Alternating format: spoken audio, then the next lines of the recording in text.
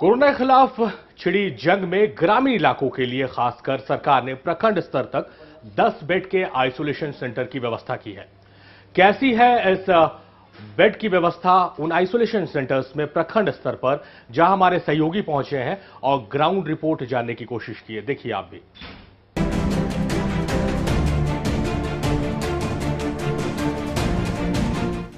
झारखंड में कोरोना के बढ़ते संक्रमण और उसके ग्राफ को ध्यान में रखते हुए राज्य सरकार ने निचले स्तर से तैयारी शुरू कर दी है। आप सोच रहे होंगे कि निचले स्तर का मतलब क्या हो सकता है। यह मतलब यह है कि प्रखंड स्तर पर 10 बेड का आइसोलेशन वार्ड तैयार किया गया है। ऐसा इसलिए क्योंकि अगर संक्रमण का दायरा इसी तरह बढ़ता रहा तो कैसे ज़्यादा से ज़्यादा लोगों को बेड मुहैया कराया जा सके। इस वक्त जिस जगह पर मैं हूँ और जिस आइसोलेशन सेंटर की मैं बात कर रहा हूँ, रातू सामुदायिक स्वास्थ्य केंद्र का ये 10 बेड वाला आइसोलेशन सेंटर है। हमारे साथ सुजीत जी हैं, प्रभारी हैं। और आपको सबसे पहले ये बता दें कि रातू सामुदायिक स्वास्थ्य केंद्र पूरे राज्य में प्रसव के लिए सबसे ज़्यादा अगर डिलीवरी के केसेस हैं सरकारी स्तर पर तो उसका श्रेय इसी अस्पताल को जाता है। सुजीत जी, ये जो व्यवस्था है और जो हालात हैं, कितना कारगर होगा अगर सरकार ये सोच रही है और ये सफल होती है? नहीं, ये कारगर तो होना ही है, क्योंकि अभी के समय में आप देख रहे हैं कि सरकारी तंत्र ही कारगर हो रहा है। सरकार का ये निर्णय जो है वो बहुत ही अच्छा है। और आखिर इतने जब मरीज बढ़ जाएंगे तो सरकारी तंत्र को तो लगना ही होगा। और हर एक सामुदायिक स्वास्थ्य केंद्र में 2 एसिम्प्टोमेटिक पेशेंट्स के लिए, एसिम्प्टोमेटिक कोरोना पॉजिटिव पेशेंट्स के लिए आइसोलेशन वार्ड बनाया जा रहा है, जहाँ की वैसे मरीज रखे जाएंगे जो पॉजिटिव तो हैं लेकिन उनमें कोरोना से संबंधित कोई लक्षण नहीं है। मसलन उनको सांस लेने की समस्या नहीं हो रही है, या अगर कुछ है भी तो एक जनरल फ्लू की तरह हल्का फुल्का सिम्टम है उनको, तो वैसे मरीजों को यहाँ रखा जा रहा है। और सरकार के तमाम गाइडलाइंस का 100% अनुपालन करने की व्यवस्था है। देख रहा हूँ कि इस सेंटर के अंदर एक आपने फ़ोन लगा रखा है, यहाँ इसकी क्या उपयोगिता है? सर, ये इंटरकॉम फ़ोन है। इससे पूरे अस्पताल के हर एक दफ्तर, हर एक कमरे को जोड़ा गया है। ये पहले से है।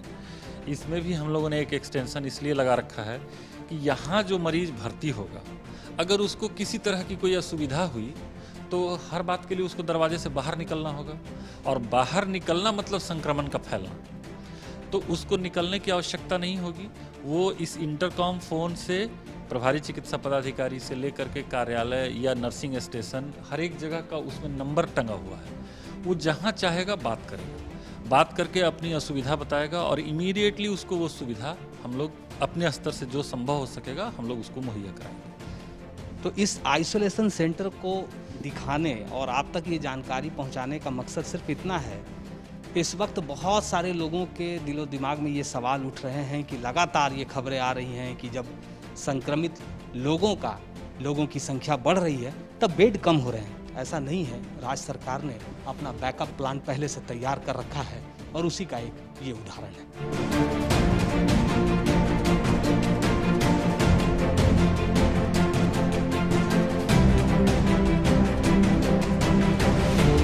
झारखंड में 250 के करीब प्रखंड हैं और अगर हम सभी प्रखंड में सामुदायिक स्वास्थ्य केंद्र की बात करें तो ये आंकड़ा वहाँ तक पहुँच जाता है।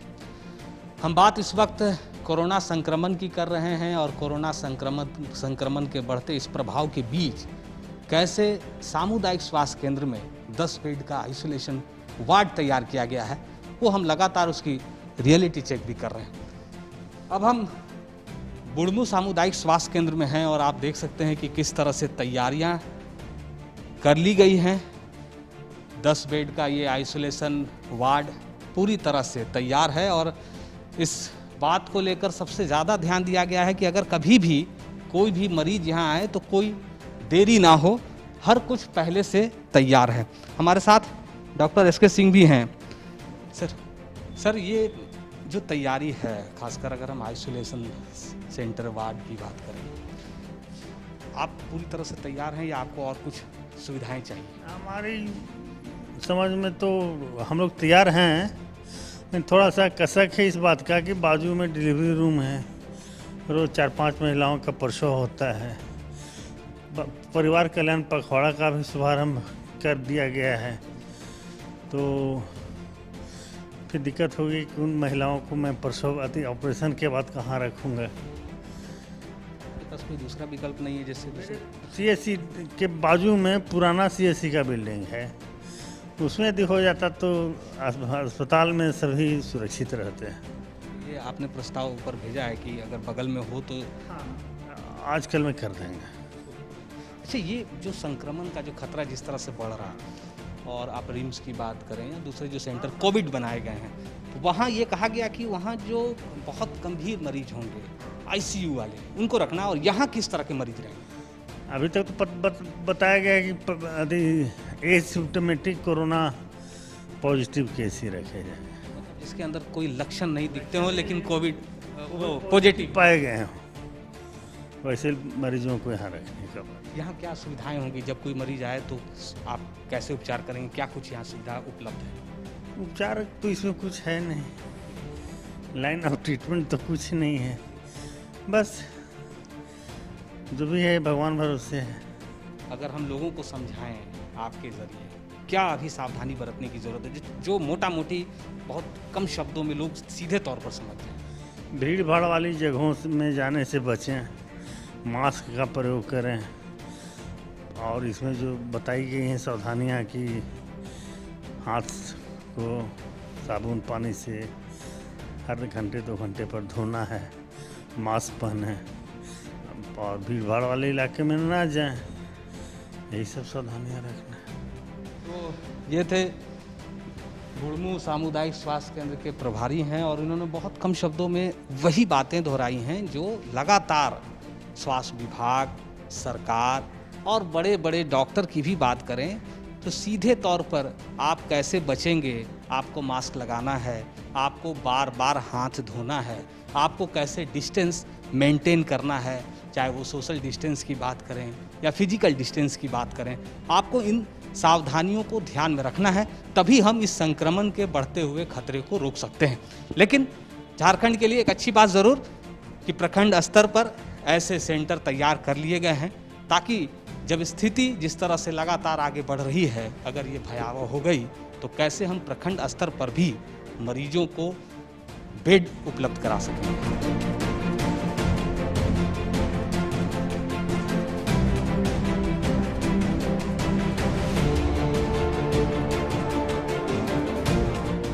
लगातार बढ़ते इस आंकड़े को लेकर न सिर्फ विभाग बल्कि सरकार के साथ साथ आम जनता भी परेशान है। हम मांडर रेफरल अस्पताल में हैं और बात आइसोलेशन वार्ड, आइसोलेशन रूम की हो रही है। इस वक्त आप देख सकते हैं हम उसी कमरे के बाहर खड़े हैं, और लगातार जिसको लेकर राज्य सरकार तैयारी कर रही है कि हर प्रखंड में जो सामुदायिक स्वास्थ्य केंद्र हैं वहाँ 10 बेड का आइसोलेशन वार्ड किया जाए, ताकि जब स्थिति नियंत्रण से बाहर जाने लगे तो प्रखंड स्तर पर भी मरीजों का उपचार हो पाए, खासकर वैसे मरीजों का जिनके अंदर कोरोना के कोई लक्षण नहीं दिखते हैं। मतलब अगर हम कहें तो फर्स्ट स्टेप जो कोरोना के संक्रमित मरीजों का होता है। हमारे साथ किशोर जी हैं, यहाँ के प्रभारी हैं। किशोर जी, आपके इस रेफरल अस्पताल में मुझे 2 ही बेड नज़र आ रहे हैं, 10 करने हैं, ऐसा क्यों नहीं हो पा रहा है? हमारा जो बिल्डिंग जो है बाकी जगह सब नया बन गया है, हमारा बहुत पुराना है, जर्जर अवस्था में है और रूम की भी कमी है, इसीलिए हम लोग अभी 2 बेड फिलहाल रखे हैं। लेकिन और कोशिश कर रहे हैं कि जो एमटीसी मेरा जो पुराना है उसको थोड़ा बना के कुछ बेड और बढ़ाने की कोशिश कर रहे हैं। कुछ पत्राचार किया है कि ताकि किसी स्कूल में उसको कन्वर्ट किया? हाँ, ये हमने एक रखी थी समस्या कि मेरे यहाँ जगह नहीं है, क्योंकि यहाँ डिलीवरी भी होती है तो ऑपरेशन भी होती है, तो हम लोग एक जगह सबको नहीं रख सकते हैं, इसलिए अलग से रखने के लिए कोई स्कूल में हो जाए कोई भी जगह 10 बेड का, तो उसमें हम लोग समुचित अपना जो भी ट्रीटमेंट की व्यवस्था हम लोग करेंगे अपना टीम लेके। रेफरल अस्पताल मांडर, वैसे भी अगर हम इसके भवन को देखें तो बहुत जर्जर अवस्था में है। और अगर हम कोरोना के संक्रमण की बात करते हैं तो साफ सफाई हर चीज़ ज़रूरी होता है। आपको लगता है ये बहुत सेफ जोन होगा कोरोना के संक्रमित मरीजों के लिए? ये तो हमारा जो रेफरल अस्पताल है बहुत पुराने ढांचे का है, इसीलिए यहाँ थोड़ा मरीज रखने में हमको दिक्कत है। ये इस प्रांगण में क्योंकि बहुत छोटा स्पेस है और जर्जर भवन भी है, इसीलिए कहीं अलग व्यवस्था हो जाए तो ज़्यादा अच्छा है। लेकिन अगर जो बेड की समस्या है, जो हमने कहा कि इस वक्त मांडर रेफरल अस्पताल में 2 ही बेड तैयार किए जा सके हैं, और ऐसा इसलिए क्योंकि इनके पास रूम की कमी है और जो प्रभारी हैं वो चाहते हैं कि अगर किसी स्कूल में उन्हें जगह दे दी जाए तो ये ज़्यादा बेहतर होगा और वहाँ बेहतर तरीके से ऐसे संक्रमित मरीजों का इलाज हो सकता है।